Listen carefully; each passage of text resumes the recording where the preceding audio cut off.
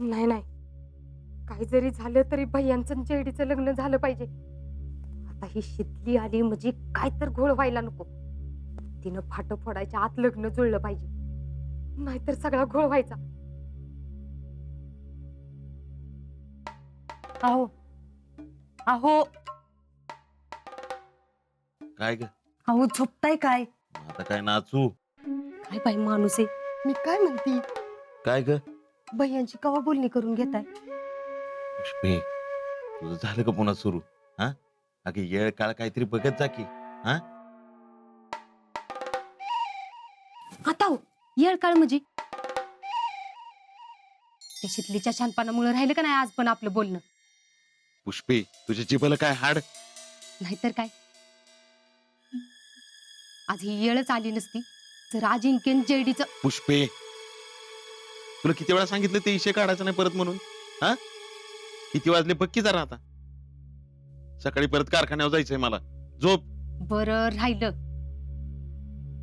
पण उद्या जाऊन भैयांची तर भेट घ्या. अगं पुष्पे, महाळाचा 15वडा चालू आहे. त्याच्यात काय लग्नाची बोलणी करायची असते तुय? जरा तरी डोकं चालवत जा की ग तू. अहो बोलणी करा असं म्हणते का मी? ऐकून तर घ्या की माझं. अहो उद्या जाऊन निस्ता होकार तर कळवून या आपल्या बाजूनं, तेवढं तरी जमल का नाही? तेवढं कळत नाही मला. मला काळजी नाही तिची. तू झोप आता. नुसतं डोक्यातच असतंय तुमच्या. मी काय म्हणते ऐका जरा.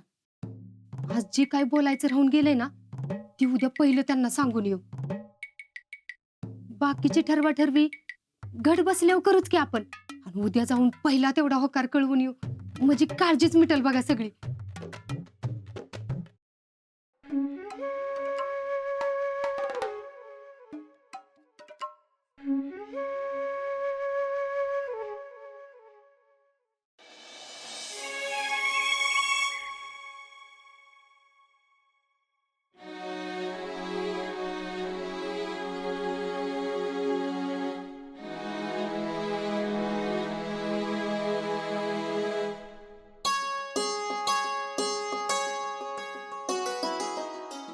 शीतल,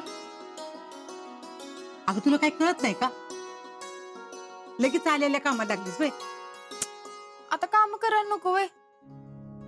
अहो जीजी किती झोपायचं? अगं पुरी असं करू नकोस. व्हायचा आराम बी कर की. कसं आहे ना, मऊ लागली की कोपऱ्यात खणणारी माणसं आहेत आपले. इतकी वर्ष कोपरानं खाणून खाणून ढोपरत झिजली आमची नाही का? पण तरी बी जी काय सांगताल ना, ती ध्यानात ठेव बर का शीतल. तुला सांगायची काय गरज नाहीच म्हणा. तू मस्त हुशार आहेस ग, सगळ्यांना पाणी पाजून येशील. हा? अगं गंमत केली. तुला काय वाटलं? चालू दे तुझं. जीजी आज देवळात नाही गेला वय तुम्ही? आज उठायला उशीर झाला बघ. ठीक आहे, आता जाऊनच येते देवळात. तुम्ही देवळात जाऊन या, मी त्यावर जेवण करून ठेवते. बर. विठ्ठला पांडुरंगा. मामा अहो, एवढ्या लवकर कुठं निघाला? आज लवकर हायवे ड्युटी हा का, आज घरची ड्युटी आहे मला. म्हणजे? म्हणजे काय नाही, ती मला टोमणे मारतात ग. आम्ही जरा बाहेर जाऊन येतो. ओ चला हो. शीतल, जेडीच्या लग्नाचा होकार कळवून येतो. तवर काय पुष्पी मला शांत बसू देणार नाही. असं बोलताय जसं काय मी बोलल्याशिवाय तुम्ही बसतच नाही. मग खोटं काय त्याच्यात? खरंच आहे किती. बरं चला आता, उगा सकाळ सकाळ बोलायला लावू नका मला. मामा माझं गुड लक आहे तुमच्यावर.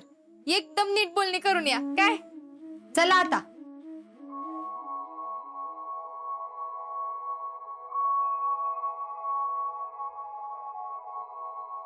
शीतल, कुठं गेले का मम्मी पप्पा सकाळ सकाळ? जसं की तुम्हाला काय माहितच नाही ना. अगं खरंच नाही माहित मला. अहो तुमच्याच तर लग्नाची बोलणी करायला गेलेत. जयश्री आता तरी सांगा की काय? पोरगा कोण आहे ते? तुम्ही मला म्हणला होता मी परत आल्यावर सांगणार म्हणून. अहो फोटो तरी दाखवा. अगं त्यात फोटो काय दाखवायचाय? तुला चांगलाच माहिती मुलगा कोण आहे ते. कोण? आपल्या गावातलाच आहे.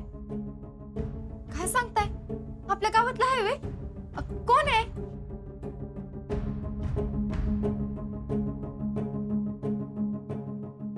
हर्षवर्धन देशमुख.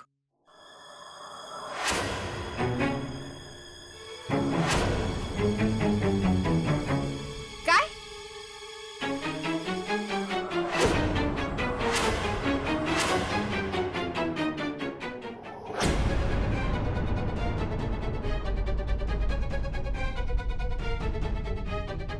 तुम्ही खरं सांगताय का चेष्टा करताय माझी?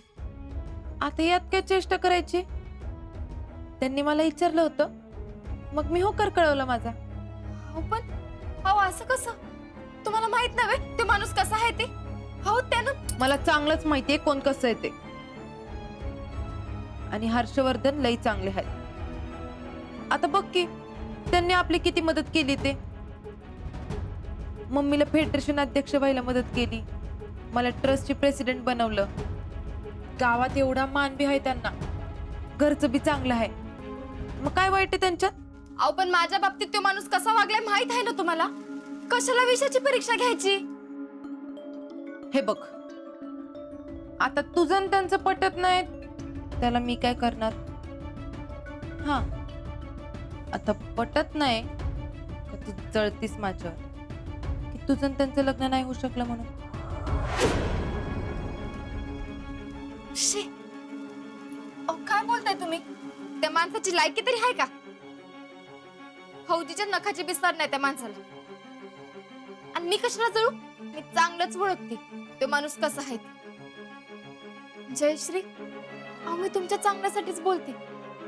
तुमच्या आयुष्याची वाट नको लागाय म्हणून सांगते मी.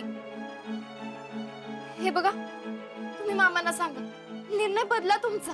झालं तुझं बोलून? आता माझा ऐक. तुझा शहाणपण आहे ना तुझ्यापाशी ठेवायचा. आणि मी लग्न हर्षवर्धनशीच करणार. आणि त्यो माझा निर्णय. आता जर का तू पप्पांना काय बी बोललीस आणि आमचं लग्न नाही ठरलं तर मग मी हाय आणि तू हायस. आता फक्त तू मधी पडून माझ्या स्वप्नांचा चुराडा करू नको म्हणजे झालं. एकदा केलायस ना तसा.